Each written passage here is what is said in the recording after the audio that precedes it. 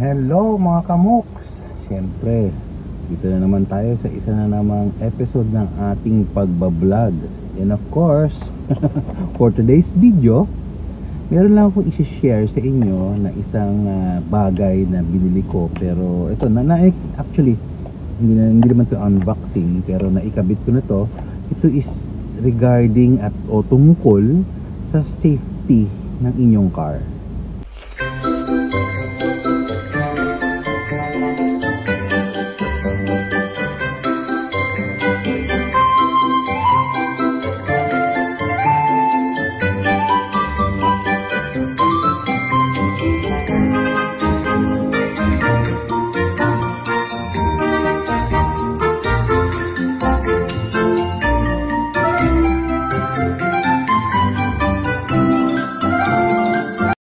Ako po, meron kaming sasakyan, meron kaming biniling sasakyan. Hindi lang ito syempre pang pamilya.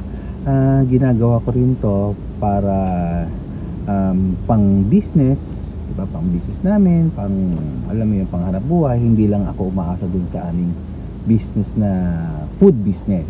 So meron din ako tong sasakyan na pinaparentahan ko, minsan pinapalalamog ko.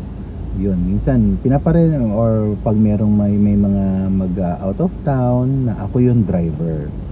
So may isa akong device na binili online para sa safety ng sasakyan. Ito ay tinatawag na iCast GPS tracker. So itong tracker na to is meron siyang yung tracker nga meron siyang maraming features, pero ang pinakamagandang features niya is yung tracker na kung saan man to mapunta, makikita mo siya dun sa apps na ida-download mo dun sa cellphone mo. So kunyari itong sasakyan na to, kung nasan man siya, nasa Laguna naman siya, makikita mo na nasa Laguna naman siya on time, dun sa talagang dun sa oras na yun, makikita mo siya na nandun siya sa Laguna. And then meron pa siyang isang magandang features, meron siyang mic, kasi meron siyang SIM card. Yung device na to, meron SIM card na nilalagay doon sa device at ikinakabit dito sa loob ng sasakyan. So nung binili ko to online, free installation na siya. So meron dito nung binili namin, dinala niya rito, and then install na rin niya. Okay? So itong device na to, magiging safety mo kung sakaling saan ka man magpunta, pumunta ka man ng mall, pumunta ka ng probinsya, o saan mo siya na-i-park, tapos biglang nawala, iti-trace mo agad kung saan napunta yung sasakyan. So maganda rin to nga pag nag-negosyo ka ng car rentals. May nagrenta, tapos tinrack mo, diba? Tinrack mo, tapos ilang araw na parang hindi pa nasusoli yung mo. Tinrack mo na ngayon. Nasa na ba yung sasakyan ko? Yung pala, nasa malayo na, nasa Olongapo na. Diba ngayon? Tatawagan mo siya. Ngayon, meron pa isang siyang device, meron pa siya isang function na sa maganda is, meron siyang mic. Kasi dahil nga meron siyang SIM card, so dito sa kinabit na device na yun, tatawagan mo ngayon tong sasakyan, yung device na yun. So, kunya, may number din siya, tatawagan mo siya, tapos bigla siyang sasagot. Wala naman sasagot actually, parang maririnig mo na yun, may parang inopen, and then maririnig mo yung mga usapan dito sa loob ng sasakyan. Yari nga, medyo malayo na, ilang araw na din sinusulit, buksan mo, pag may sumagot, hindi maririnig mo yung usapan nito.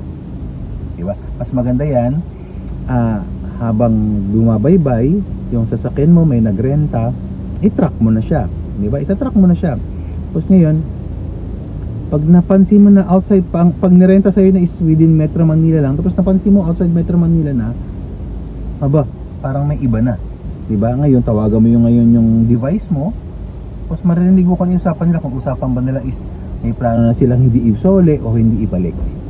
Another thing, meron din ditong parang radius, diba? Na kung iayos mo siya within Metro Manila lang, tapos pag within Metro Manila, tapos yung kotse mo is lumampas na ng Metro Manila, mag-a-alarm ngayon yung apps mo. Isa yun sa kagandahan yung mag-a-alarm ngayon. Mag-ano ka, siyempre magtataka ka, sabi ng customer, sabi ni client, within Metro Manila lang, bakit lumampas? Ngayon, pwede mong tawagan ngayon si customer, si client mo. Sir, parang lumampas po kayo ng Metro Manila. Ano po bang nangyari? Pag sumagot siya, ayun, pagka nakausap po siya, ay may binili lang kami, meron lang kami sinanagrit, may dinaanan lang kami. So, medyo makapante ka na kasi sumagot naman siya. Pag medyo hindi siya sumagot at ilang tawag ka na, ayun, medyo nakakapagtaka na. Pwede mo na siyang itawag sa kinaukulan. Pero pumunta ka sa pinakamalapit to kung nasan sila, sabihin mo na yung kotse ko medyo outside outside the area na yung ano nila, hindi na tama, parang wala na dun sa pinag-usapan namin. So yun ang isa sa pinakamaganda. Tapos yun nga, yung mas maganda ron is yung maririnig yung usapan pag tinawagan mo yung device, maririnig yung usapan nila kung ano ba na, usapan na ba nila na wala na silang balak isole, wala na ba silang balak ganito ganyan, at least malalaman mo kung ano yung mga pinag-uusapan nila, di ba? Kasi pagka sa car rentals kasi, di ba, meron lang may mga rules diyan eh. Kung ang ganitong halaga, kasi usapan niya kunyari within Metro Manila lang, pag within Metro Manila kailangan 3.5 lang. Pag sinabing outside Metro Manila, medyo mataas ang singil. Sabihin natin ang singil pag outside Metro Manila is 4.5 na, gano'n na. Kaya nga sasabihin mo sa kanya trace mo dun sa mo na within Metro Manila lang ako, pero lumampas nga sila. Kaya ang mangyayari niyan, sisingilin mo siya ngayon ng ng mas mahal. Sir, medyo magdadagdag po kayo doon sa binahayan nyo kasi nga nag-outside Metro Manila na kayo. Kasi yun yung usapan. Okay? So another thing pa, pagka alam mong nandun ka na sa state of kinakarnap na talaga siya, medyo malayo na, meron kasi siyang isa pang feature na pwede mo siyang i-kill switch. Sa kagandahan niya. So hindi pwede mo i-text ngayon yung device na nandito sa cellphone na pwede siyang mag-stop. Pag na-send mo yon na stop, mag-stop, hindi ibig sabihin, pero hindi siya yung habang umaandar mag-stop, hindi siya ganon. Pag itong kotse huminto siya, kanya nag-stop over yung nagnakaw, tapos na-send mo na yung kill switch mula kanina pa, pagka tinry niyang i-on niya ulit itong makina, hindi niya na to ma-on. So hindi na siya makakaalis kung nasan man siyang lupalop o saan man siyang lugar pumunta. Hindi na niya ma-switch to, hindi na ma-on hanggat hindi ka ulit nag-text na i-off mo na yung kill switch. So that's the time na matitrace mo na kung saan sila huminto. So pwede ka nang tumawag sa kinaukulan para puntahan na yung lugar na yon kung nasaan na yung sasakyan mo. So yun yung mga magagandang features na dapat meron ka kung magkakaroon ka ng sasakyan. Ito sabihin mo pang personal lang, di ba? Pang personal mo lang, hindi mo pang ninegosyo. Pero syempre, di ba, naglalakbay kayo, namamasyal kayo ng pamilya mo, o kung saan ka man pumunta, nagpark ka ng alangan, kahit nga sa mall kahit magpark ka sa mall, medyo hindi pa safe kasi di ba, sa dami ng mga scammer ngayon, sa dami ng mga manloloko, hindi mo na alam kung saan ba safe ngayon. Pwedeng di ba? Pwedeng sa mall, mayroon din yan, yung mga parking sa mall o mga private parking, yung mga may mga parking fee. So medyo delikado na, kaya kailangan talaga mag-isip ka kung paano, di ba? Kung paano mo pangangalagaan, kung paano mo aalagaan, or syempre ano mo matitrace kung nasaan na sila. So ito yung sagot doon sa mga nagkakaroon ng mga, lalo na sa mga nagpaparent, di ba? May mga rentangay. So ito na yung sagot, yung GPS tracker. So nung araw parang alam ko wala pa to pero ngayon ito meron na to. Meron may ganito ng mga tracker dahil syempre habang tumatagal ang panahon nagiging high-tech na. Nagiging high-tech na ang di ba? Marami ng ganyan, mga bagay na ganyan kasi nga nag-iisip tayo at mga tao, yung mga car dealer, nag-iisip ng mga bagay kung paano ba poprotektahan, kung paano mo ba sa naging maayos yung iyong sasakyan, di ba? Actually, hindi lang naman sa sasakyan ibang mga bagay, pwede rin to sa motorsiklo, di ba? Sa motorsiklo mo, pwede tong kabitan. Sino nakausap ko yung nag-install nito, pwede siya sa motor, pwede din siya sa anything, siyempre sa tricycle malamang pwede rin. So anything na umaandar, so pwede siya. So ayun yung kagandahan nitong GPS tracker, kasi nga safe yung iyong sasakyan. Tulad ko, di ba, ako itong sasakyan na to, syempre galing to sa pinaghirapan mo yan, di ba, blood money kumbaga, di ba, hindi naman yan pinulot lang, talagang pinag-itunan mo para magkaroon ka ng dream car. Syempre dream car mo, tapos mananakaw lang, tapos wala kang GPS tracker. Paano mo na-track kung nasaan na? Di, sorry na, wala kang kalaban-laban. Dito kasi may laban ka, di ba?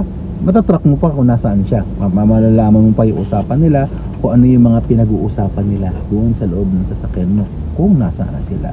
Kaya maiging, marami to marami sa mga online, pero syempre sa online mayroon ding mga tawag dito, may mga scammer din. So kaya kailangan talaga maging wise ka, kasi tingnan mo kung yung apps ba niya, kung yung FB page ba niya is maraming mga comments, marami na mga bumili, marami na siyang mga parokyano, marami na siyang naging kliyente, para malaman mo syempre kung talagang legit yung bibilhan mo ng GPS tracker, di ba? Kahit diyan may mga ano diyan mga scammer talaga.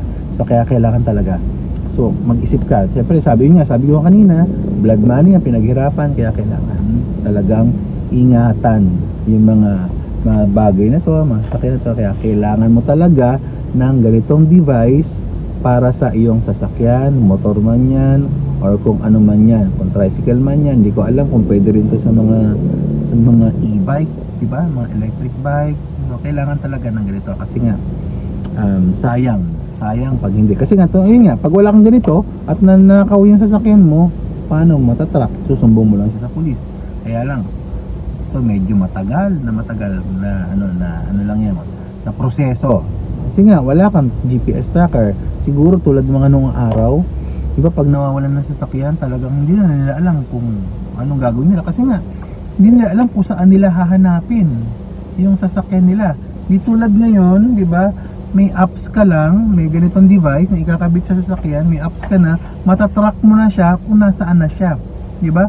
Makikita mo rin diyan talaga talagang sa oras na iyon, makikita mo kung umaandar siya, kung saan siya napunta na ba siya ng Laguna, napunta siya ng Olongapo, napunta na siya ng Rizal, napunta na siya ng Bulacan, kung saan na matatrace mo. Siyempre, pag susundan mo, kanya nagsumbo ka na sa pulis, susundan ngayon yan ng mga pulis, diba, kung nasaan napunta yung sasakyan mo, diba, hanggang sa mapuntahan nyo na, hanggang sa mahuli. Yun yung kagandahan talaga. Doon ganon kabilis mo sila mahuhuli. Di tulad dati na wala talaga, mag-iintay ka na ng panahon, tapos hanggang siguro mga ilang buwan mo pa malaman, napunta sa iyo yung pulis, sir, nakita na namin yung sasakyan nyo, kaya nga lang yung sasakyan mo kinatay na, nawala na. Kaya dapat mamili tayo ng GPS tracker na tulad nito. Okay? So mga kamukso, yun lang, na-share ko lang para syempre para din sa ikakaganda, ikabubuti ng inyong pamumuhay na meron kayo. So yun lang. Thank you po. Bye-bye.